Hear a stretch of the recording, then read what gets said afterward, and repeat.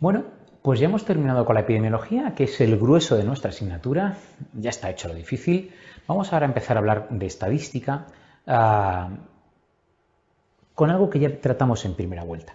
Mira, la idea es que cuando nosotros hacemos cualquier tipo de investigación, nosotros queremos, digamos, que lo que nosotros investigamos sea válido para todo el mundo, sea aplicable para todo el mundo. Pero tenemos una limitación y es que nosotros no podemos trabajar con poblaciones, te pongo en la diapositiva ese gráfico, la población, el tamaño es infinito, yo no puedo trabajar con tanta gente, entonces lo que necesito es trabajar con una muestra. Entonces, como te he puesto abajo, de la población elegiré muestras mediante las técnicas de muestreo que veremos a continuación. Pero eso me va a permitir tener una buena muestra. Las técnicas de muestreo me permiten tener una buena muestra. ¿Para qué? Para poder trabajar con muestra. Esto está en amarillo en el gráfico que te he puesto arriba. Pero ¿qué ocurre? Que lo que yo concluya en mi muestra no sé si será o no aplicable a la población. Para ello necesito otra vez ir de la muestra a la población. Y el viaje de la muestra a la población lo voy a hacer mediante la estimación de parámetros, que me va a dar los famosos intervalos de confianza del 95%. Por tanto, el concepto es: parto de la población y voy a la muestra mediante técnicas de muestreo. Desde la muestra vuelvo a la población mediante estimación de parámetros, mediante intervalos de confianza. Esto ya lo vimos en primera vuelta y es que existen dos tipos diferentes de técnicas de muestreo, que serían las mejores, probabilísticas, mediadas por azar, y las no probabilísticas, que son aquellas en las que no interviene el azar. Dentro de ejemplo de no probabilística, estaría el muestreo de casos consecutivos o el muestreo por conveniencia. Te digo solo estos dos porque son los dos únicos que han caído en el MIR.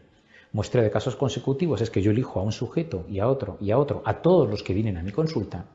Muestreo por conveniencia sería que yo selecciono solo aquellos sujetos que, por ejemplo, son más accesibles para mí, los que me conviene elegir, ¿vale?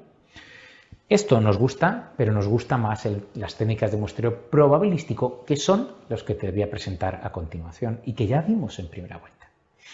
En el muestreo aleatorio simple, lo que hago es que de un grupo de sujetos que tienes ahí a la derecha, al azar elijo los puntitos rojos, al azar elijo alguno de ellos. Eso es el muestreo aleatorio simple. El muestreo aleatorio sistemático, hay una diferencia, y es que si te das cuenta, elijo un puntito rojo, 4 azules no, uno rojo, 4 azules no, uno rojo, 4 azules no. Es decir, el muestreo aleatorio sistemático, el azar decide quién es el primer sujeto que elijo para mi estudio. Sin embargo, se llama sistemático porque luego elijo uno de cada n sujetos hasta elegir el siguiente. Otra vez, dejo n sujetos hasta elegir el siguiente.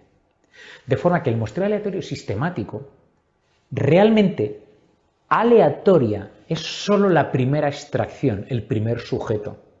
Luego se va cogiendo uno de cada n hasta completar la muestra. En el gráfico que te he puesto, el azar quiso que eligiera el primer sujeto y luego elegí uno de cada n, uno de cada 4 sujetos. ¿Vale la idea? Por tanto, el muestreo aleatorio simple, todos los sujetos fueron elegidos al azar. El muestreo aleatorio sistemático es elegido al azar solo el primero y luego uno de cada n. Como puedes ver también, y esto quizás sea lo más difícil de entender, tendríamos el muestreo aleatorio estratificado y el muestreo aleatorio por conglomerados. Son dos técnicas de muestreo interesantes. Mira, las técnicas de muestreo aleatorio estratificado, te la presento arriba, se basa en dividir a la muestra en diferentes estratos. Si te das cuenta, he hecho 7 estratos en el estratificado, 7 estratos. ¿Qué es lo que ves? Que de cada uno de los sujetos, de los estratos, elijo gente. ¿No ves que hay puntitos rojos en cada uno de los 7 estratos, que te he pintado?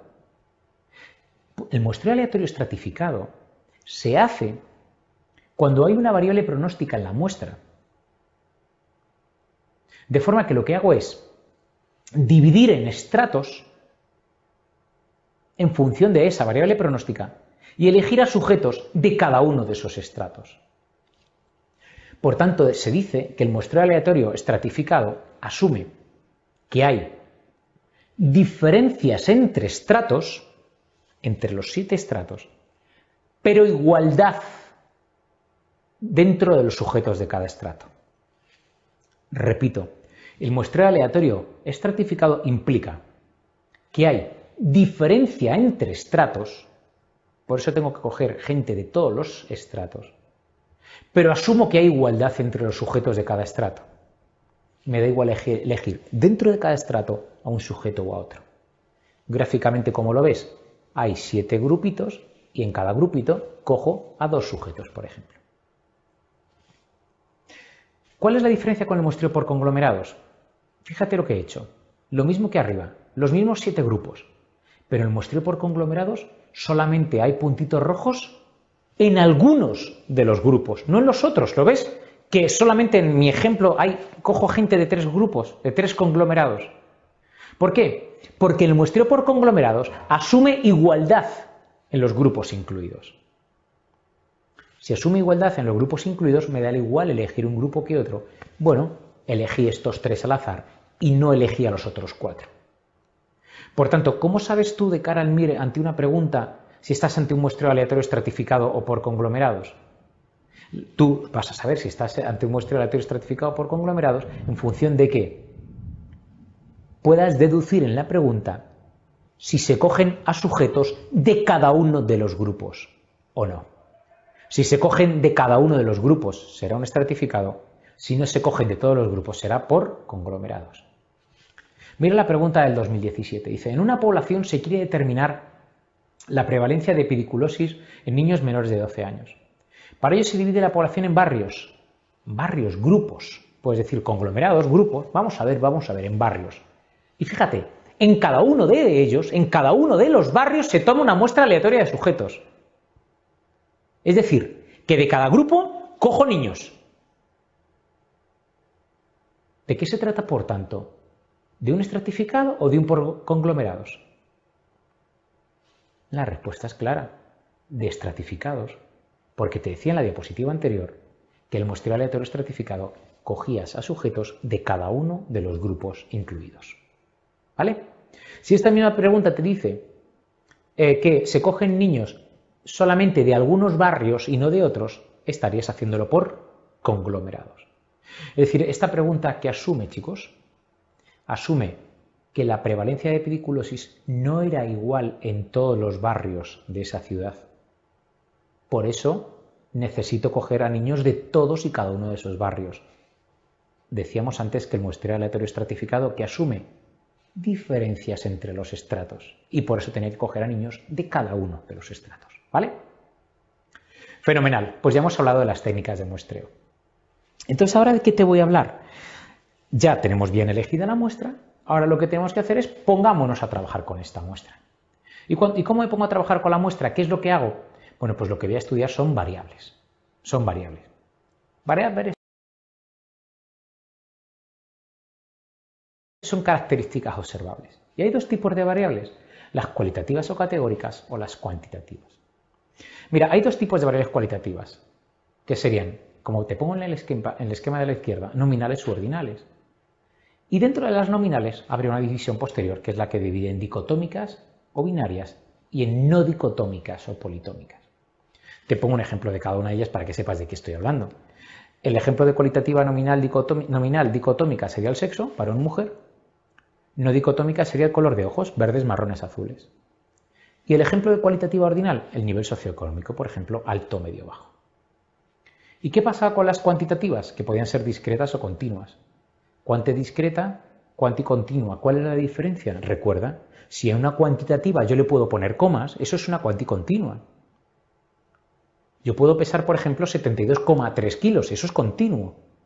Pero lo que no puedo es tener 3,4 hijos, porque el número de hijos es discreto. Por tanto, si en una cuanti puedo poner comas, cuanticontinua, que es lo más importante en medicina, sin duda alguna. En esta diapositiva te resumo algo que está en el libro y que tú sabes bien, y que sería la representación gráfica de los diferentes tipos de variables. No pierdas mucho tiempo en esto porque no han preguntado esto prácticamente nunca. Simplemente recordar quizá el gráfico de la derecha, el histograma y el polígono de frecuencias. ¿Por qué? Porque es el gráfico que se emplea para las variables cuantitativas continuas, que como veremos a continuación son las más importantes para nosotros. A fin de cuentas, si me apuras, un polígono de frecuencias es en cierta manera, o mejor dicho, un tipo de polígono de frecuencia muy peculiar sería, si me apuras, la distribución, la campana de Gauss, ¿vale? Por tanto, quédate con la derecha, cuanticontinua, histograma, polígono de frecuencias. Bueno, ya tenemos las variables cuantitativas, ya te he dicho cómo se representan y entonces ahora tengo que caracterizarlas. Las variables cuantitativas continuas se caracterizan mediante un parámetro de tendencia central, pero también mediante un parámetro de dispersión. ¿De qué depende hacer uno u otro? Depende de que la distribución de la variable sea simétrica o sea, sin embargo, asimétrica. Sea simétrica o sea, sin embargo, asimétrica.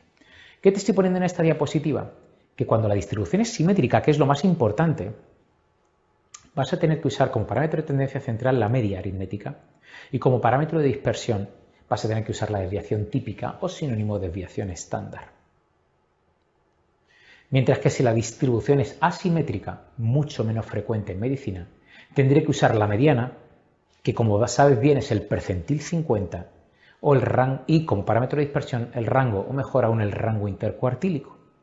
Recuerda que el rango intercuartílico es la resta que hay entre el percentil 75 y el percentil 25. Es decir, entre el cuartil tercero y el cuartil primero. Por eso se le llama rango intercuartílico. Por tanto, variables cuantitativas, las que vamos a usar en medicina, que casi siempre son simétricas, vamos a usar medias y desviaciones típicas. ¿Qué más quiero comentarte con este tipo de distribuciones? Pues te voy a hablar de dos parámetros que son asimetría y kurtosis. Mirad, en la gráfica tienes una distribución que podría ser asimetría positiva o asimetría negativa, mientras que a la derecha tienes, en cuanto a la kurtosis se refiere, leptocúrtica, mesocúrtica o platicúrtica. Vamos a la izquierda, que es lo que trata de asimetría. Una campana de Gauss, que tú sabes perfectamente, la tienes en la cabeza, es una distribución simétrica porque el pico está en el medio. Sin embargo, tú imagínate que en un grupo de alumnos no hay distribución de Gauss. ¿Por qué? Porque un grupito, no todo el grupo, solo un grupito son muy listos. Muy listos, muy listos. Entonces estoy haciendo una curva de Gauss con la nota en último mir. Y hay un grupito de alumnos que son muy listos. ¿Eso qué quiere decir? Que van a tirar hacia arriba de la cola de la campana. De forma que se dice que la simetría es positiva y es el gráfico que tienes a la izquierda de todo en tu diapositiva. Si lamentablemente hay otro grupo de alumnos que se caracteriza por lo contrario, porque hay un grupo de alumnos muy malo, entonces ahí será asimetría negativa. ¿Por qué? Porque tiende hacia la izquierda. Por tanto, asimetría positiva tiende a la derecha, mira el gráfico, asimetría negativa tiende a la izquierda, mira el gráfico. ¿Quién te mide la simetría o asimetría? Pues un parámetro que se llama G1. Bueno, ya está, tampoco hay que saber más. Yo digo que es simétrica cuando el valor de G1 vale 0. Pues ya está, 0 te encanta, ya está. Vamos ahora a la derecha. En cuanto al apuntamiento, así lo preguntaron en el MIR, ¿qué es la kurtosis? El apuntamiento de una campana. En cuanto al apuntamiento puede ser leptocúrtica, meso o platicúrtica. Aquí el parámetro que te lo mide es otro parecido, se llama G2. Bueno, ¿qué quiere decir G2, 0? Mesocúrtica. ¿Qué quiere decir, por tanto, G2, 0? Que estás en el equilibrio. Por tanto, mira el gráfico que te he puesto abajo, o el recuadro que te he puesto abajo. Si G1 y G2 están en torno a 0, diré que mi distribución es simétrica y mesocúrtica. Diré, por tanto, que la distribución normal es simétrica y mesocúrtica. ¿Vale? Por tanto, fíjate tú, como la campana de Gauss, la distribución normal que tú sabías de siempre es una distribución G1 y G2 en torno a 0, es decir, simétrica y mesocúrtica. ¿Vale? Ya estamos. Aquí está la distribución normal. La distribución normal es una campana que como tal, pues bueno, tiene un punto de inflexión donde la campana pasa a ser convexa, de cóncava a convexa. Entonces, ¿qué es lo que te tienes que saber de la campana de Gauss? De la campana de Gauss te tienes que saber que hay un parámetro, que es la media, que equivale a la moda y a la mediana, y es el parámetro central de la gráfica. Ahí está, es una X, la tienes ahí. Mientras que cada vez que me voy para acá, estoy haciendo más una S, más 2 desviaciones típicas, más 3 desviaciones típicas, ¿vale? Sin duda alguna, ¿cuál es el parámetro, el intervalo más importante? Media más menos 2 desviaciones típicas. Te lo he recuadrado ahí. El intervalo media más menos 2 desviaciones típicas quiere decir que dentro de ese intervalo media más menos 2 1,96. Nosotros redondeamos a 2. Una media más menos 2 desviaciones típicas está incluido el 95% central de los sujetos de una muestra. ¿Vale? Mira esta pregunta que te hago. Dice, un individuo que en una muestra de distribución normal ocupa la posición media menos una desviación típica, o sea, es el señor que está en la flecha roja, ¿le ves? La posición media menos una desviación típica. ¿En qué percentil está? Te he dicho que era media menos una desviación típica, ¿no es así? Por tanto, ¿qué quiere decir? Que entre más menos una desviación típica, y esto es campana de Gauss, está incluido el 68% de la muestra. ¿Lo ves? Te lo he puesto abajo en el eje de abscisas, 68%, porque es media más menos una desviación típica. Por tanto, ¿qué porcentaje está fuera de ese 68? Lo que resta hasta 100, es decir, un 32%. Ya. Y como la curva es simétrica, ¿cómo se distribuye ese 32? Pues 16 a cada lado. ¿Vale? Es decir, te tienes que saber sí o sí que la media más menos 1 es 68, lo que queda fuera es 32 y como es simétrica, 16 a cada lado. Por tanto, ¿qué percentil ocupa un sujeto que está en la posición media menos una desviación típica? Pues el percentil 16. Míralo abajo. Por debajo de ese señor solo hay un 16% de la muestra. ¿Vale? Antes de pasar de tema, me gustaría decirte lo siguiente. Es importante que recuerdes el intervalo media más menos 1, media más menos 3. Pero el más importante, sin duda, es el intervalo media más menos 2 desviaciones típicas. Si yo te hiciera esta misma pregunta y te dijera qué posición ocupa un sujeto que ocupa la posición media más 2 desviaciones típicas, ¿tú qué dirías? Tendría que construirme el intervalo media más menos 2. Y te he dicho que media más menos 2 es un 95. Por tanto, el 5% restante estaría fuera. Y como es simétrica la curva, ¿cómo se repartiría ese 5%? 2,5 aquí, 2,5 aquí. Por tanto, si yo ocupo la posición media más 2 desviaciones típicas, estaré en el percentil 97,5. 95 más el 2,5 de la cola inferior. ¿Vale la idea? Media más 2 desviaciones típicas, percentil 97,5. ¿Visto? Fenomenal. Hasta ahora, ¿qué es lo que hemos hecho? Recuerda, hasta ahora lo que hemos hecho es ver cómo se distribuye una variable, por ejemplo, la glucemia, en un grupo de pacientes. Pero tú quieres más. Tú quieres saber cómo se comporta la glucemia, no en tu grupo de pacientes, sino en la población de pacientes. Siguiente diapositiva. Vamos a estimar medias. Estimar medias, al final, ¿a qué se resume? Te lo he puesto ahí gráficamente. Pues que hay un intervalo, que es un punto de partida, de la muestra que es media más menos 2 desviaciones típicas, 2 desviaciones estándar, ¿lo es? Y tengo que ir de ahí a la fórmula de abajo, que es media más menos 2 veces el error estándar de la media. O sea que es pasar de media más menos 2 ds a media más menos 2 EEM. ¿Y cómo paso de una a otra? Con la fórmula que tienes en la pizarra. El error estándar de la media es la desviación típica partido de la raíz cuadrada del tamaño de la muestra. Esto no va a ser tan difícil, ya verás. Entonces, recuerda esta tabla. Recuerda esta tabla. Si te hablan de desviación estándar o desviación típica, estás en la curva de tu muestra. Por tanto, te habla de sujetos, de valores centrales, ¿vale? Mientras que la fila de abajo, si te hablan de error estándar, estás hablando de las medias. Por tanto, es intervalo del 95% de confianza, no me habla de sujetos. ¿Vale? Es decir, la situación es, tú me hablas de desviación típica, sé que estoy en mi muestra. Te voy a decir que aquí está el 95% de los sujetos de mi muestra. Tú me hablas de error estándar, estoy en la curva de medias muestrales, no de sujetos, de medias muestrales. Te voy a calcular un intervalo de confianza para las medias muestrales.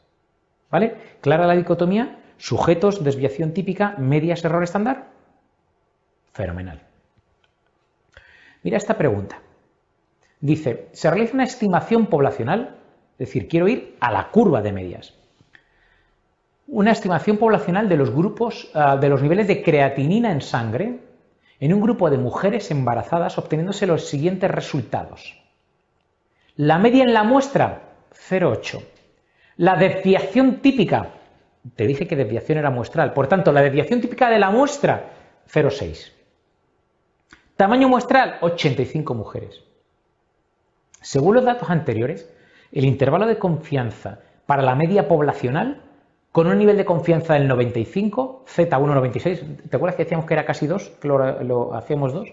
Es decir, quiero ir de la muestra a la población, pero vaya tela, vaya parámetros que me dieron, 0,8 de media, 0,6 de desviación típica, tamaño muestral 85, desde luego nada fácil de calcular sin tener calculadora para el MIR, ¿de acuerdo?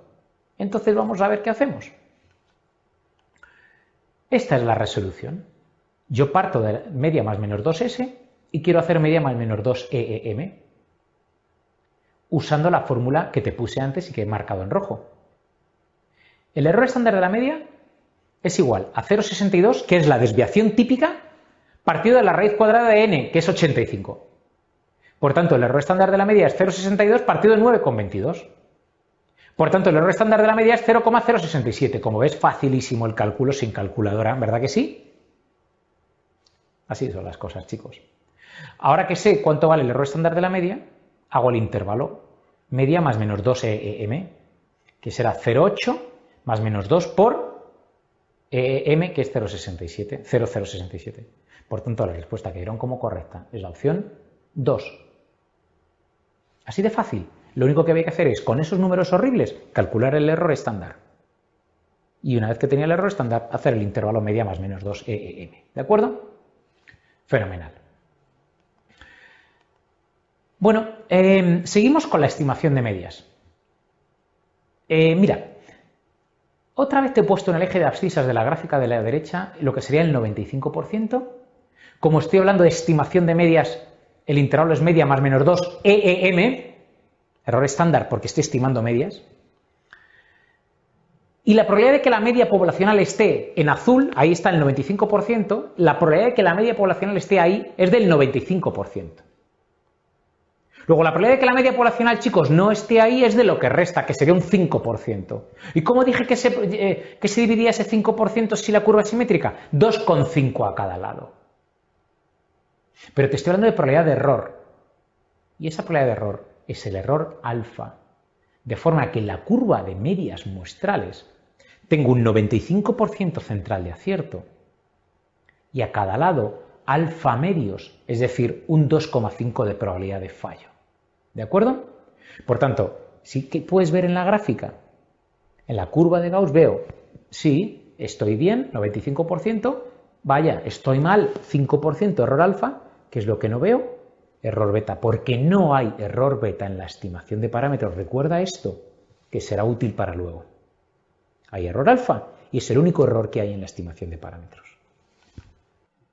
Bueno, pues entonces vamos a ver los diferentes, la pregunta esta, vamos a ver algo reciente que nos han preguntado en el MIR 18. Dice, ¿qué puedo hacer para reducir la amplitud de un intervalo de confianza? Mira, hemos comentado antes, y ya lo sabes tú de la anterior vuelta, que la forma de, si yo aumento el tamaño de la muestra, hago un intervalo más estrecho. El razonamiento en el caso de los intervalos de confianza de medias muestrales es muy fácil de ver. ¿Por qué? Porque la fórmula del error estándar, recuerdas, es desviación típica partido por la raíz del tamaño de la muestra. ¿Esto qué quiere decir? Que si el tamaño de la muestra es muy grande, el error estándar será pequeño. De forma que mi intervalo de confianza, que es media más menos 2 por poco, el error estándar de la media será pequeño, entonces eso saldrá un intervalo estrecho. Por tanto, si yo aumento n, reduzco el error estándar de la media, hago pequeño el intervalo de confianza. Por tanto, para reducir la amplitud de cualquier intervalo de confianza, lo que tengo que hacer es aumentar la muestra. En la pregunta dice que ¿qué tengo que hacer para reducir la amplitud? Las opciones 1, 3 y 4 hablan de aumentar la muestra. La opción 2 habla de disminuir la muestra. Por tanto, ya solo con este concepto digo que la 2 no puede ser. Si yo quiero un intervalo estrecho, tengo que aumentar la muestra. Opciones 1 o 3 o 4. Pero claro, la anchura del intervalo de confianza, evidentemente, ¿de qué depende? Pues del grado de confianza con el que yo quiera dar mis datos. Si yo tengo una confianza del 95%, tendré este intervalo, media más menos 2 EEM. Pero si yo quiero dar una confianza del 99%, el intervalo será más ancho, media más menos 2,6 EEM. Es decir, que según el grado de confianza, lo podría hacer más estrecho, 95, o más ancho, 99. Por tanto, parece lógico. Si yo quiero un intervalo estrecho, tengo que hacer dos cosas. O trabajar con muestras grandes o elegir confianzas más pequeñas. Así el intervalo será más estrecho. Por eso la correcta es la opción 1. ¿Qué tienes tú que hacer para reducir la amplitud del intervalo? O aumentas la n o disminuyes el grado de confianza para que así sea más estrecho. Fíjate lo que dice la 3. No obstante, dice aumentar la muestra, eso está bien, y dice o disminuir la potencia. La potencia estadística tú sabes que es el complementario del error beta. Y yo que te acabo de comentar en las diapositivas anteriores, que en una estimación de medias yo estoy o en lo cierto o en lo incierto, que se llamaba error alfa, alfa medios, ¿te acuerdas? Que te dije que no había beta. Por tanto, no hay beta, no hay potencia. La opción 3 queda, por tanto, descartada. ¿Vale? Recuerda, un intervalo se hace estrecho si aumento la n o si el intervalo de confianza es pequeño, 95%, por ejemplo, con respecto al 99%. ¿Vale? Ya estaría vista, por tanto, esta pregunta del 2018. Espero con esto haberte aclarado un poco la situación o cómo se haría una estimación de medias. Y recuerda que esto lo vimos mucho más despacio en primera vuelta. Esto era solamente un repaso de temas importantes.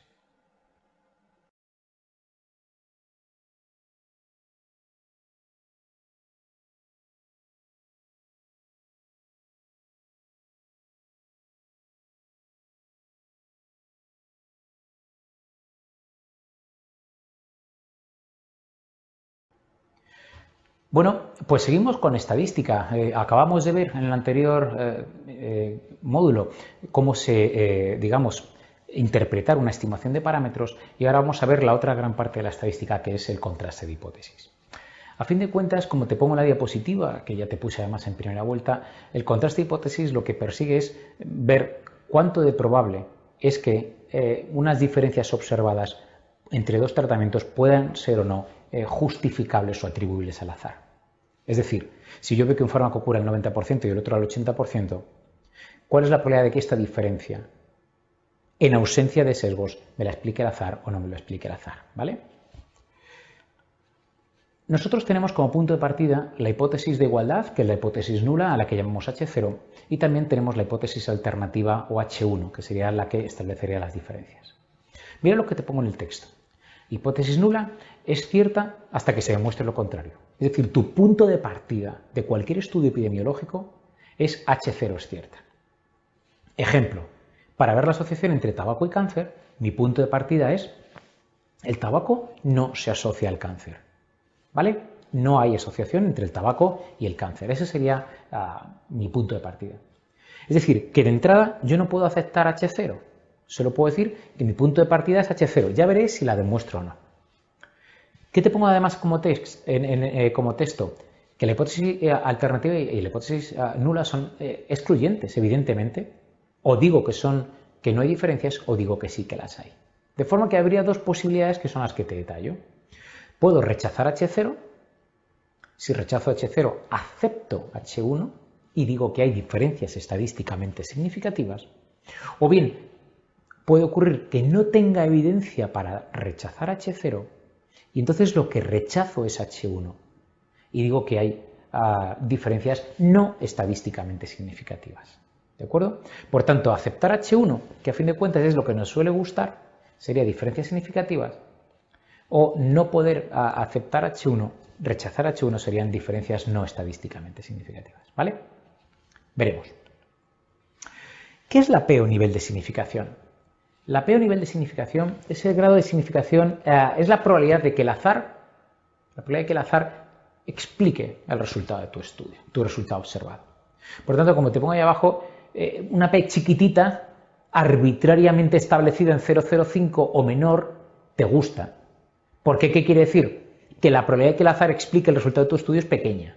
Mientras que una P grande, mayor de 0,05, vamos a llamarle grande, implicaría una probabilidad de azar demasiado grande para tu estudio. Y yo no quiero que si hay diferencias entre dos fármacos para el cáncer, yo no quiero que la diferencia me la explique el azar. Yo quiero que si la diferencia hay, exista de verdad. Yo quiero una P pequeña, ¿vale? Un poco sería el concepto. Por tanto, P, nivel de significación. Mira esta tabla. Esta tabla sí o sí te la tienes que saber perfectamente. Está en el manual y bueno, pues te la quiero poner aquí. Tú tienes una situación de realidad o una situación no es que no sea realidad, de lo que a ti te sale en tu test estadístico. Por ejemplo, entre dos tratamientos, yo puedo decir que A y B son realmente iguales, H0, o realmente diferentes, H1 cierta. O yo puedo decir que mi test estadístico que dice no hay diferencias, H0, o dice que sí hay diferencias, H1. Por tanto, voy a contrastar, voy a enfrentar. No hay diferencias, sí las hay, tanto de la realidad como de mi test estadístico. Entre comillas, sería como voy a ver cuánto acierto con mi test comparado con la realidad. Bueno, pues habría tres parámetros importantes. Dos de ellos son errores al comparar mi situación del test con respecto a la realidad. Y un parámetro es un acierto, una concordancia de mi test con respecto a la realidad. De forma que hay tres parámetros que están aquí y son importantísimos, que son el error alfa, el error beta y el poder o potencia estadística del test. ¿Qué es el error alfa? Sin duda alguna el parámetro más importante de esta tabla. El error alfa me dice que cuando yo veo esto, el error alfa me dice, si no hubiera diferencias en realidad, la probabilidad de que yo vea lo que ha salido en mi estudio u otras más alejadas del valor nulo, esa probabilidad de azar sería el error alfa. ¿Qué ocurre? Que si yo veo esto, yo quiero que diferencias como estas o aún mayores, debidas al azar, sean poco probables. Yo quiero que sean reales, ¿entiendes la idea? Por tanto, yo quiero un error alfa pequeño. Que la probabilidad de que el azar me explique esto sea pequeña. ¿Vale? ¿Y qué es el error beta? El error beta es lo contrario. Y es que el error beta me habla de realmente sí hay diferencias y yo digo no las hay. Fíjate qué importante. Realmente un fármaco es mejor que otro y yo digo no las hay, con lo cual no sé qué fármaco ofrecer al paciente. Por tanto, el error alfa sería ¿realmente no hay diferencias? Yo digo que sí. El error beta sería ¿sí hay diferencias? Yo digo que no. ¿Te das cuenta? Son errores porque ambos son conclusiones erróneas. Sin embargo, hay un tercer parámetro que es un acierto. Y es que realmente hay diferencias y yo las detecto. A eso es a lo que se llama potencia estadística. Y es el complementario del error beta. Por eso se dice que el poder o potencia, como tienes en la tabla, es 1 menos beta. El alfa habitualmente se le considera o se ha establecido en un 5% de forma arbitraria y el beta de forma también arbitraria se le suele considerar un 20%. ¿Vale? Esos dos parámetros. Es decir, ¿qué quiere decir esto? Que si no hay diferencias y yo digo que sí que las hay, yo quiero que la probabilidad de este error sea menor del 5%. Y yo digo que si sí hay diferencias, pero yo erróneamente digo que no, yo quiero que eso me pase como mucho con una probabilidad del 20%. Alfa 5, beta 20. Tabla importante. ¿Es lo mismo, por tanto, la probabilidad de riesgo alfa que el valor de la P o nivel de significación? No. Mucha gente lo confunde. No, no es lo mismo. El error alfa es una especie de error que asumes a priori. Sería como las condiciones del juego. Yo establezco a priori que habrá diferencias si la probabilidad de alfa es menor del 5%. Mientras que la P es un valor que sale a posteriori, después de hacer mi test. Hago mi test y me sale un valor de P, el que fuere. Por tanto, alfa a priori, el valor de la P es a posteriori. Te dice la tabla que el umbral máximo sea prefijado. Yo te decía el 5% a la hora de tomar la decisión, casi siempre del 5%. Mientras que la P es un error a posteriori, es una probabilidad de error aleatorio a posteriori, que saldrá de mi test estadístico. ¿Cómo explicarte esto con un ejemplo? La idea de explicarte esto sería, alfa sería una especie como de la valla en una carrera de vallas, de obstáculos. Se fija la altura de la valla a priori, error alfa. Lo que yo haga después, si salto o no la valla, sería el valor de la P. ¿Vale la idea? De forma que si la P es pequeña, digo diferencias significativas. Si la P es grande, diré diferencias no significativas. ¿Vale la idea? Por tanto, el alfa se fija a priori, la P sale a posteriori. Voy a mezclar con esta diapositiva lo que hemos tratado en los dos últimos temas. El anterior, ¿recuerdas? Fue la estimación de medias, intervalos de confianza, ahí está abajo. Y este es el contraste de hipótesis, la P ahí está arriba. Por tanto, ¿cómo sabemos si algo es estadísticamente significativo? Pues mira, de dos formas, mediante la estimación de parámetros o mediante contraste de hipótesis, que a su vez me dará la famosa P. Te pongo algunos ejemplos del MIR. Mira, dice la pregunta de la izquierda, dice, ¿cuál de las siguientes situaciones sugiere que necesitará un menor tamaño muestral para alcanzar los objetivos del ensayo clínico? Señores, hemos dicho que el error alfa se fija a priori, pero el error alfa es un error determinado por el azar. De forma que, cuanto mayor tamaño muestral, menor probabilidad de error alfa. ¿Visto? ¿Esto qué quiere decir? Que si yo fijo un error alfa del 5% habitual, eso se hará con un tamaño X. Pero si yo el error alfa me lo exijo más pequeño, una probabilidad de azar menor, solo del 1% en vez del 5%, necesitaré un tamaño muestral mayor. Es decir, cuanto más exigente seas con tu error alfa prefijado, cuanto más pequeño quieras tu error alfa prefijado, necesitarás un tamaño muestral mayor. ¿Y qué es lo que dice la pregunta? Dice lo contrario, dice, ¿cuál de las siguientes sugiere que necesitará menor muestra? Menor muestra la necesitaré si el error alfa que me permito es más grande. Mira lo que dice la opción 4.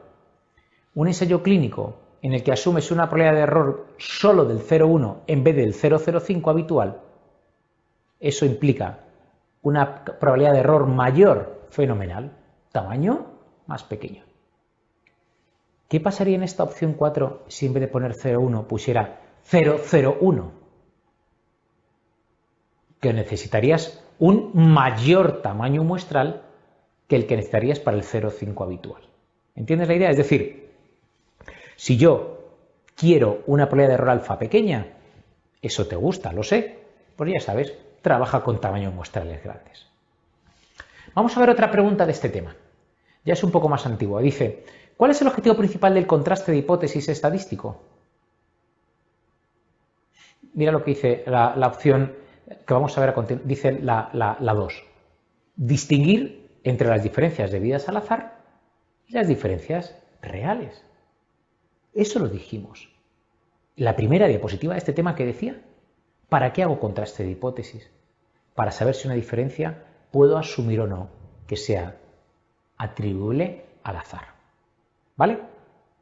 Por tanto, de este tema, hasta ahora lo más importante es la tabla que vimos antes de alfa, beta y potencia, y dentro de la tabla el error alfa.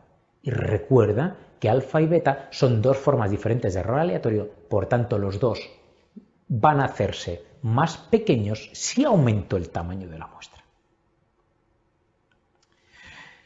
¿Qué te voy a presentar en estas dos tablas? Si te das cuenta es la tabla 17 de nuestro manual. Pues te voy a presentar los diferentes test estadísticos, test de contraste de hipótesis. Yo antes, hasta ahora mismo te decía que yo tengo dos entradas, la realidad y mi test estadístico. Pues a estos test estadísticos me refería. ¿De qué depende hacer un test estadístico u otro? Pues el test estadístico u otro se hace dependiendo de las variables que yo compare. Quiero antes de nada que veas que tú tienes aquí que la variable de comparación puede ser cualitativa o cualitativa, puede ser cualitativa o cuantitativa, o vamos a la derecha, puede ser quanti o quanti, o puede ser quali y tiempo hasta que aparezca la cualitativa o supervivencia. Es muy importante que identifiques las variables. ¿Por qué? Porque mira, todos los test estadísticos confluyen en una cosa, es en darme P's. P que ya sabes interpretar, me gusta, si es menor de 0,05, en fin, todo lo que hemos visto. Por tanto, ahora que te voy a hablar de los diferentes test estadísticos que tengo que hacer, que puedo hacer para obtener esa P. Y te he dicho que dependían de la variable. De entrada, en esta tabla que parece más o menos amplia, lo que tienes es que algunos test pone que son paramétricos y otros que pone que son no paramétricos, como pone ahí NP, correlación de Spearman. ¿Qué diferencia hay entre unos y otros? Mira, de entrada podemos resumir diciendo que los test paramétricos son los que más te gustan. ¿Por qué son más potentes? El problema es que para hacer un paramétrico tienes que asumir que la distribución se ajusta a la normal, que sigue una campana de Gauss. ¿Y tú cómo sabes en tu realidad clínica si una distribución se ajusta a la normal o no? Haciendo el test estadístico que te he puesto en la pizarra, que es el test de Kolmogorov-Smirnov. ¿Este test estadístico para qué se hace? Mira, te cuento. Este test estadístico lo que hace es comparar, por una parte, a la campana de Gauss perfecta y por otra parte tu distribución de valores. De forma que junta tu distribución de valores con la campana de Gauss perfecta. Si no hay diferencias entre tu distribución de valores y la campana de Gauss, podría decir que te ajustas a la normalidad. Mientras que si mi distribución es muy diferente de la campana de Gauss, diré que no se ajusta a la normalidad. ¿Vale? Sería como superponer tu distribución a una campana de Gauss perfecta. Si se solapan, se ajusta a la normalidad. Si son muy diferentes, no se ajusta a la normalidad. ¿Visto? ¿Y esto cómo lo sé si se solapan o no se solapan? Bueno, porque el test de Kolmogorov-Smirnov, hay algún otro, pero vamos a quedarnos solo con este, me va a dar una P, como todos los test, me va a dar una P. ¿Y qué quiere decir una P mayor de 0,05 no significativa para el Kolmogorov-Smirnov? Quiere decir que no hay diferencias entre distribuciones, que asumo normalidad. Por tanto, podría hacer test estadísticos paramétricos. Sin embargo, si el Kolmogorov-Smirnov me da una P chiquitita, digo que mi distribución es diferente de la normal. No podré asumir normalidad y estaré obligado a hacer un test no paramétrico. ¿Vale la idea? O sea, tú fíjate, lo que tenías en la cabeza de toda la vida era que te gustan las P chiquititas. Pues para el Kolmogorov-Smirnov no. Me gusta una P no significativa, una P grande, para así no haya diferencia, asumo la normalidad, podría hacer un test estadístico paramétrico. ¿Vale la idea? Bueno, estamos en segunda vuelta y hay que avanzar un poquito con respecto a la primera vuelta y hay que saberse algunas cosas. Por ejemplo, tenemos que los test estadísticos, pues el chi cuadrado es mandatorio, te lo tienes que saber. ¿Cuándo se hace? Cuando la variable es quali y quali, las dos son cualitativas, chi cuadrado. Luego te he puesto ahí y veremos esto luego, ya te lo anuncio solo, que cuando la variable dependiente es cualitativa, habrá que hacer la regresión logística. Pero te pongo a la derecha multivariante, por tanto esto lo vemos luego, multivariante. ¿Qué pasa en la siguiente situación cuando tengo una quali y tengo una quanti? Tengo que hacer una t-student o una ANOVA. Fíjate solo a la arriba, t-student o ANOVA. ¿De qué va a depender t-student o ANOVA? Si la quali es dicotómica y tengo una quanti, hago una t-student. Ejemplo, sexo, quali dicotómica, glucemia, cuantitativa. Mientras que si lo que tengo es una quali no dicotómica, por ejemplo, país, Colombia, Venezuela, Perú, no dicotómica, y tengo glucemia, cuantitativa, Ahí tendré que hacer un análisis de la varianza o ANOVA. No confundas con análisis multivariante. He dicho ANOVA o análisis de la varianza. Por tanto, si es dicotómica, TD-student. Si es no dicotómica, ANOVA. Está siempre cuantitativa. Y entonces, ¿por qué te marco ahí el Mann-Whitney o te marco ahí el Kruskal-Wallis? Te los marco porque serían los equivalentes no paramétricos respectivamente de la TD-student y de la ANOVA. Me explico. Si yo tenía una dicotómica y quanti TD-student, si es no paramétrico diré U de Mann-Whitney. Y cuando tenía una quanti y una no dicotómica decía ANOVA, si tengo que hablar de no paramétrico diré Kruskal-Wallis. ¿Vale? Con esto tendríamos los más importantes de los que te he puesto a la izquierda. ¿Y a la derecha qué? Sin duda alguna. Quanti y quanti. Por ejemplo, quiero ver si existe asociación entre TSH circulante en un grupo de sujetos y T3 circulante. Tendré que hacer una correlación de Pearson. Ese es el más importante de los parámetros. ¿Vale?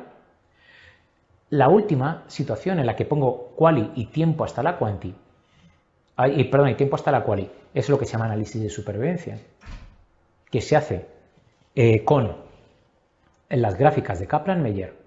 Luego lo vamos a ver con el test estadístico de log-rank o la regresión de Cox si es multivariante. No adelantemos acontecimientos, me reservo para después el análisis de supervivencia.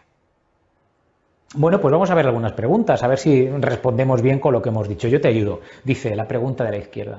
En un ensayo clínico se comparan 3 tratamientos y la variable de respuesta es continua. Una quanti, una quali no dicotómica porque son 3 tratamientos. Eso es una ANOVA siempre. Salvo que, como en esta pregunta, ¿qué es lo que pone? Que la quanti no se ajusta a la normal. Entonces, ¿qué es lo que había que hacer? El equivalente no paramétrico de la ANOVA, que te dije que cuál era, Kruskal-Wallis, ¿vale? Por tanto, ahí la opción correcta fue la 4. Más, dice, para estudiar la posible asociación entre la rubéola materna y cataratas, se selecciona una muestra de 20 niños con enfermedad y 25 con antecedentes y edad semejante que no la presentan. Una entrevista a la madre de cada niño determina si tuvo o no rubéola. O sea que aquí tienes 2 variables, que son rubéola sí o no, materna, cataratas del niño no. Son 2 cualitativas. ¿Qué te hubo que hacer? Pues ya sabes, opción 3, chi cuadrado. ¿De acuerdo? Muy, muy fácil. Identificas la variable y sale solo. Bueno, ¿recuerdas que te dije que cuando la variable era quanti, el más importante era la correlación de Pearson? Pero déjame que te detalle un poco más esto.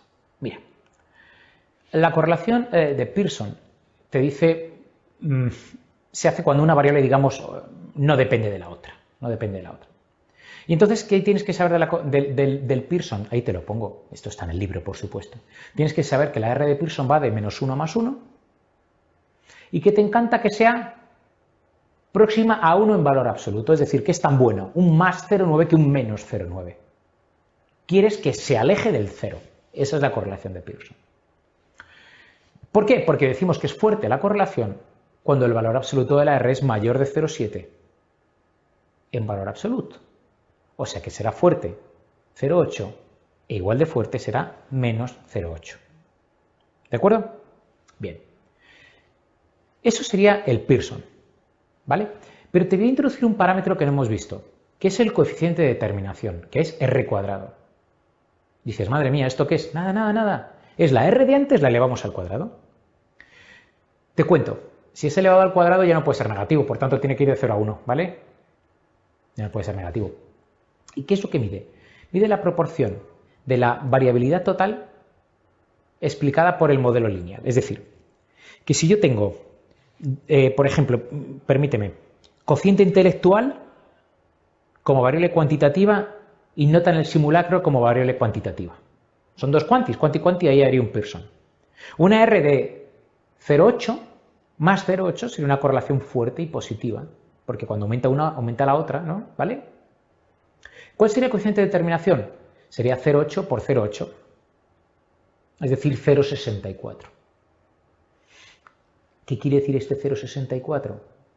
Que el 64% de la nota del simulacro se explicaría por el coeficiente intelectual, ¿vale? Por tanto, coeficiente de determinación, ¿qué porcentaje de la variable resultado, en este caso sería resultado en el MIR, se explica por la variable de estudio, que en este caso sería el cociente intelectual, ¿vale? ¿Y qué es la regresión lineal? Que también era para cuanti y cuanti. Bueno, en este caso haré este test cuando quiera predecir una en función de la otra. Es decir, si yo puedo predecir que un valor de una cuanti claramente se asocia a otro valor de otra cuanti porque hay una ecuación, eso es la regresión lineal, ¿no? Entonces es la ecuación de la línea recta igual a alfa más beta x, como te pongo ahí. ¿Qué tienes que saber? Pues mira, que el valor de alfa es donde corta la recta de regresión, el eje de ordenadas, y el valor de beta es la pendiente, ¿eh? Y ya está, ¿de acuerdo? No tienes que saber nada más. Entonces, ¿cuándo harías tú una regresión en el MIR? Cuando te digan que quieres predecir una variable en función de la otra, o que hay una ecuación lineal, o que hay algún tipo de asociación lineal clara. ¿Visto? Insisto que el más importante es el anterior, la R de Pearson. Fenomenal. Y en este caso, ¿qué te voy a poner a continuación? Pues aquí tienes la tabla de análisis multivariante, que fue exactamente la misma que te puse cuando te expliqué el sesgo de confusión. Porque ¿qué dijimos? Que una de las formas de evitar el sesgo de confusión eran las técnicas de análisis multivariante. A mí me parece lo más importante de esta tabla es que recuerdes el test de de regresión logística que tienes ahí a la izquierda. ¿Cuándo hacíamos o los multivariantes cuando hay que hacer estos test? Pues hay que hacer test multivariantes cuando hay más de dos variables. Chi cuadrado, T de student, ANOVA se hacían cuando había dos. Si hay más de dos, tengo que hacer un multivariante. ¿Y de qué dependía hacer un multivariante u otro, como te expliqué antes? Dependía hacer un multivariante u otro del tipo de cómo era la variable final, la variable respuesta, el endpoint. De forma que, como tienes en la diapositiva, si la variable final resultado es cualitativa, hago una regresión logística, que es lo más importante, mientras que si es una cuantitativa haré una regresión lineal múltiple, y mientras que si es supervivencia, el tipo de test estadístico que tengo que hacer es una regresión de Cox, ¿de acuerdo? Por tanto, recuerda, estos test estadísticos, regresión logística, regresión lineal múltiple y regresión de Cox, son los tres tipos de análisis multivariante que tienes que saber y están o se hacen en función de cuál sea la variable resultado, la variable final. Si es quali, regresión logística, si es quanti, lineal múltiple, si es supervivencia, regresión de Cox. ¿Qué es lo que tienes en la última fila de esta tabla? Las medidas de asociación. Odds ratio en el caso de que hagas una regresión logística, hazard ratio en el caso de que hagas una regresión de Cox. ¿Vale? Vamos a continuación a hablar de la última parte de test estadísticos, que es el análisis de supervivencia. Esta gráfica que tienes en la pizarra cayó en el MIR y esta es la pregunta. Mira, este análisis de supervivencia se ha hecho mediante lo que se llaman gráficas de Kaplan-Meier. Una Kaplan-Meier, como sabes, es ver cómo a lo largo del tiempo van apareciendo eventos, de forma que la probabilidad libre de evento, que es lo que mide el eje de ordenadas, cada vez es menor. Imagínate que estamos hablando del evento muerte. No tiene que ser necesariamente el evento muerte. De hecho, esta pregunta hablaba de respuesta terapéutica, no de muerte. Pero tú imagínate que estoy hablando de evento muerte. Claro, el punto de partida inicial es que a tiempo cero están vivos el 100%. A lo largo del tiempo empiezan a fallecer pacientes, de forma que estoy haciendo un análisis de supervivencia. Y es ver la probabilidad libre de evento muerte a lo largo del tiempo. Cuanto más pase tiempo, pues lo más probable es que haya más gente fallecida, por eso cae la gráfica, ¿de acuerdo? Por tanto, la Kaplan-Meier, la gente fallecida, el evento, es el que hace caer la gráfica. ¿Qué tienes que saber de una Kaplan-Meier? Mira, de una Kaplan-Meier tienes que saber tres cosas nada más, yo creo, para el MIR. La primera cosa, en una Kaplan-Meier hay tres tipos de pacientes o tres tipos de sujetos. Uno, los que tienen el evento. Si es muerte, los que han muerto. Eso se le llama eventos.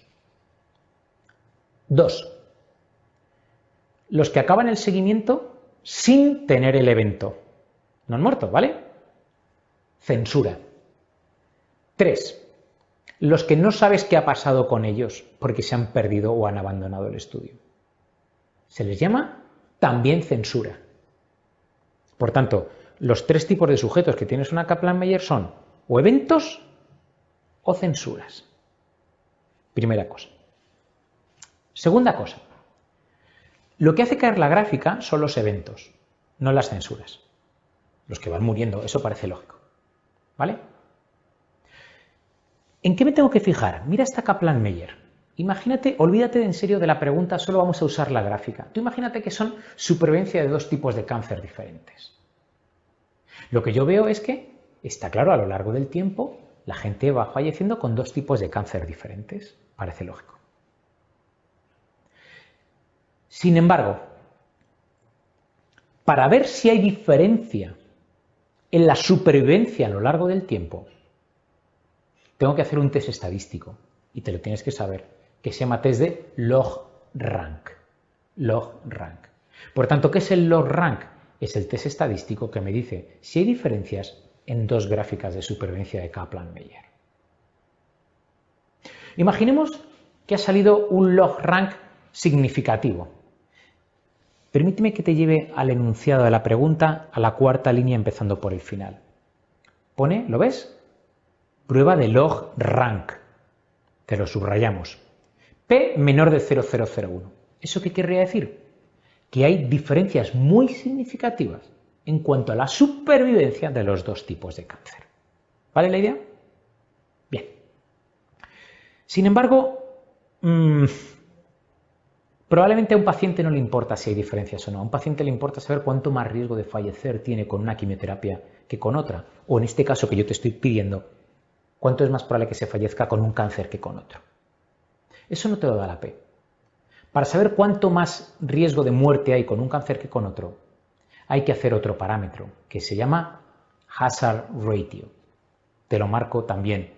¿Ves? En la tercera penúltima del enunciado, la penúltima fila del enunciado, perdona, es hazard ratio. Hazard ratio pone intervalo de confianza 95%, 0,5 en la muestra estimación intervalo 0,44 a 0,66. ¿Qué es lo que estás viendo? Que el intervalo no incluye el 1.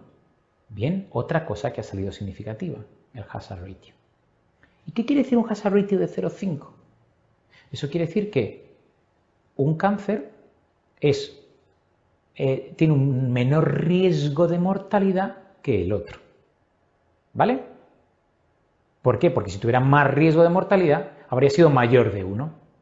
Como el riesgo relativo, como es menor de 1, factor protector, el cáncer que estás investigando tiene menos riesgo de muerte que el cáncer que ya estaba estudiado. ¿Vale la idea? Menor de 1. Insisto, el hazard ratio te diría si es protector o riesgo o cuánto más riesgo tienes con un grupo que con otro. Sin embargo, el hazard ratio es una apuesta. Tú imagínate que vas a una carrera de caballos. En una carrera de caballos el hazard ratio te diría cuánto apuestas a que gane un caballo con respecto a otro. Hazard ratio. Pero lo que no te dice el hazard ratio, siguiendo ese símil, es cuántos metros va a sacar un caballo a otro. La diferencia clínica, el tiempo que vive más un cáncer que otro. Eso no te lo dice el hazard ratio, ni por supuesto la P. Eso te lo dice un parámetro muy importante para el MIR, que es el tiempo mediano de sobrevida. El tiempo mediano de sobrevida es, mira esta diapositiva, el tiempo que tarda en que el evento lo tenga el 50% de tu muestra. Yo te he marcado que para una gráfica, para un cáncer, siguiendo mi ejemplo, el 50% te traza una vertical, estaría en torno a las 7 semanas más o menos, ¿lo ves? Y para el otro cáncer, te lo trazo en línea vertical en azul, sería en torno a las 8 y pico semanas. ¿Qué quiere decir este 7 y pico semanas, 8 y pico semanas?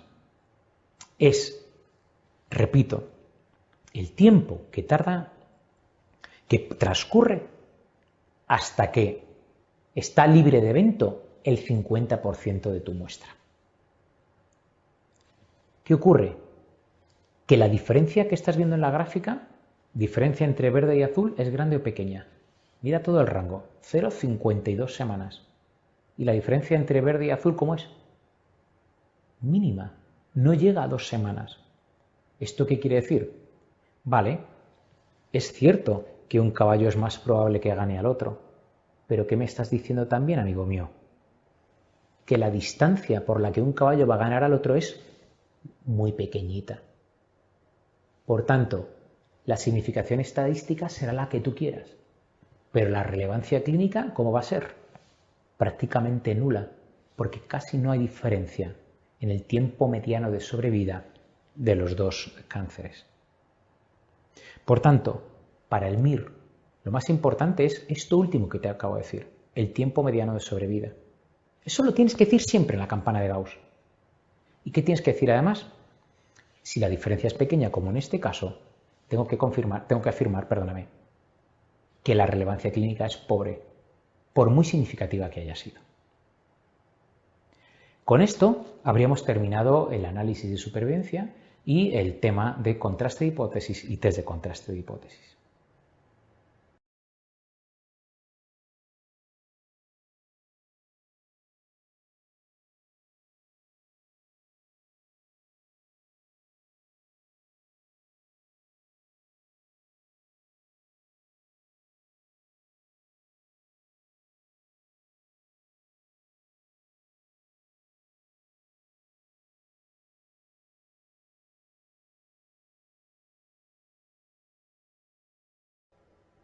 Bueno, pues estamos llegando al final. Vamos a ver el último tema de nuestro manual, que es el tema de tamaño muestral. Mira, el tema de tamaño muestral ya lo vimos en la videoclase de primera vuelta y es el que te traigo a continuación. Y es que cuando queremos saber con qué tamaño tenemos que trabajar para hacer un estudio, tenemos que tener en cuenta dos consideraciones. Uno, si voy a trabajar con variables cualitativas o cuantitativas, esa es una consideración. Dos, si mi diseño o si mi trabajo es una estimación de parámetros o por el contrario, es un contraste de hipótesis. ¿Es una estimación de parámetros o es un contraste de hipótesis? Por ejemplo, no será lo mismo que quiera hacer un estudio para ver si hay diferencias entre dos quimioterapias, eso será contraste de hipótesis, o si quiero hacer un estudio para saber qué tamaño necesito para estimar la prevalencia de aneurismas de aorta abdominal en la población. A eso se le llamará, o eso sería una estimación de parámetros. Por tanto, recuerda, las cosas que necesito tener en cuenta para calcular el tamaño muestral de un estudio dependen de si la variable es quali o quanti, de si es un contraste de hipótesis o es una estimación de parámetros. En esta tabla que vamos a hacer, vamos a hablar de estimación del tamaño muestral cuando tienes que estimar una media o una proporción. Es decir, no hablo de contraste de hipótesis, hablo de estimación de parámetros, ¿vale? ¿Qué te dije? Estimación de parámetros dependía de si era quali o quanti. Pues ahí lo tienes. Arriba, estimar una proporción sería estimación de una variable cualitativa. Bueno, pues todo lo que necesitas te lo he puesto ahí y te he marcado en negro lo más importante y es la proporción esperada. ¿Vale? Muy importante. ¿Qué más quiero comentarte? La otra situación sería estimación de parámetros, pero ya no era quali, sino que es quanti y es estimación de medias. Aquí te he marcado que lo que te tienes que saber es la varianza. ¿Por qué te marco esto? Fíjate arriba y abajo. Es que realmente en lo único que se diferencia la estimación de parámetros de medias cuantitativa o de porcentajes o proporciones cualitativa es precisamente esto, que en las cualitativas proporción, en la cuantitativa media. Todo lo demás es igual, independientemente de cómo sea la variable. Por tanto, en la estimación de medias, igual que la estimación de proporciones, necesitaré el nivel de confianza, la precisión y la proporción de pérdidas previsibles. ¿Visto? Lo diferente es lo que te tienes que saber para el MIR. Y en esta diapositiva, a continuación, ¿qué es lo que vamos a ver? Vamos a ver estimación de tamaño muestral, pero ya no era cuando tenía estimación. No. Era la otra situación que era contraste de hipótesis. La variable puede ser quali o quanti, pero ahora ya no voy a hablar de estimaciones, sino que voy a hablar de contraste de hipótesis. Pues mira, te he marcado en negrita lo que diferencia una de otra según sea variable quali o variable quanti. De forma que, más de lo mismo, chicos, si yo quiero hacer un contraste de hipótesis, por ejemplo, para ver si hay diferencias en la glucemia de dos tratamientos diferentes, me tengo que fijar en las varianzas, ahí lo tienes abajo. Mientras que si yo tengo que hacer un contraste de hipótesis para saber si hay diferencia entre dos tratamientos y curar o no el cáncer, ahí ya no habrá varianzas, porque es cualitativa. Ahí en vez de varianza hay proporción 1 y proporción 2, ¿no ves? Te lo he puesto arriba, P1, P2. Por tanto, otra vez, ¿qué ocurre? Que si es quanti, varianzas. Si es quali, proporciones, P1 y P2. Todo lo demás es igual. Hay tipo de test, unio bilateral, nivel de confianza, poder estadístico, proporción de pérdidas. ¿Qué quiero destacarte?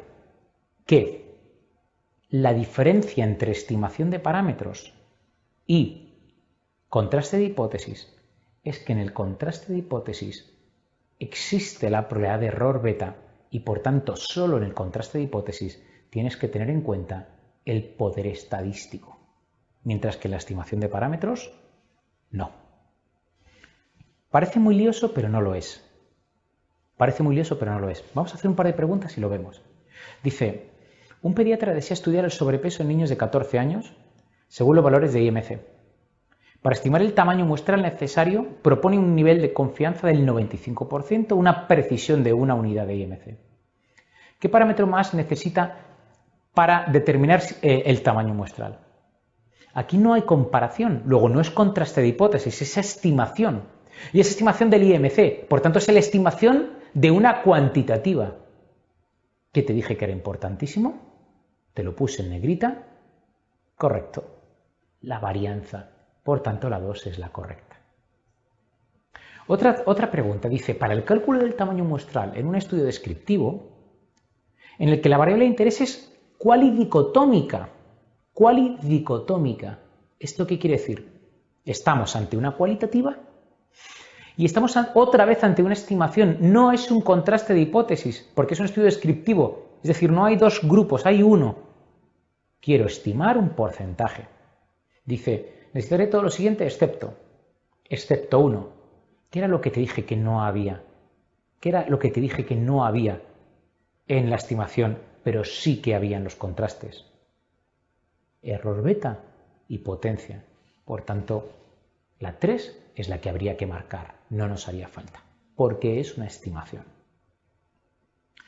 Bueno, pues ya ves que este tema es cortito, hay que saberse la idea de varianza cuantitativa, proporción cualitativa, error beta no en la estimación, error beta sí en el contraste, y con esto, que son las diferencias, te podrás manejar con toda soltura con este tamaño. Y así hemos llegado al final de la clase. Bueno, pues espero haberte ayudado a afianzar algunos conceptos. Como has visto en esta videoclase, y te anunciaba al principio, ha habido algunos temas en los que he pasado un poco más rápido porque los vimos en primera vuelta, y hay que entender que esta es una videoclase de segunda en la que he profundizado en otros temas diferentes. Lo dicho, mucha suerte y espero que te haya servido esta videoclase.